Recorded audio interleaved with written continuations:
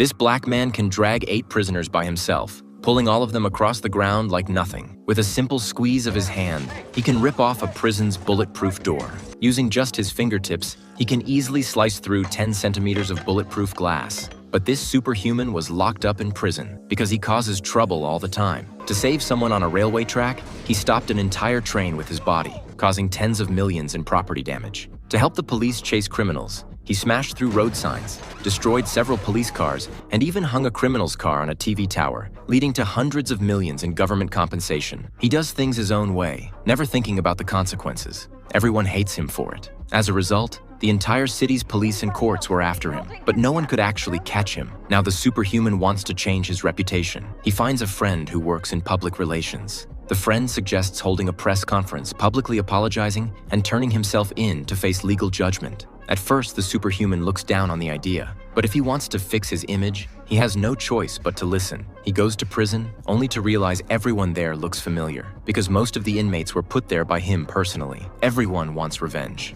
He doesn't bother with them, but someone tries to show off. So the superhuman steps in to handle it. From the looks on everyone's faces, you can tell it didn't end well for them. Not long after, his PR friend comes to visit and tells him he needs to stay in prison for 8 years. The superhuman is devastated. He scratches the bulletproof glass with his fingernail, and 10 centimeters of reinforced glass splits right open. Then he walks up to the bulletproof door and gently squeezes. It comes right off. He wants to leave. His friend tries to stop him, but it's completely useless. The friend panics and starts yelling at him. If you're this irresponsible, what's the point of having superpowers at all? You need to learn patience. Sooner or later, people will need you again. That's how you rebuild your image. The superhuman takes it to heart. He tries to get along with the other inmates, tries to listen to their thoughts. His friend teaches him to praise others more often. Even his friend's wife comes to encourage him. From the drawings carved into his cell wall, you can tell how badly he wants to leave, but he holds himself back. Sure enough, the media praises him for serving his sentence properly, but citywide crime rises by 30%.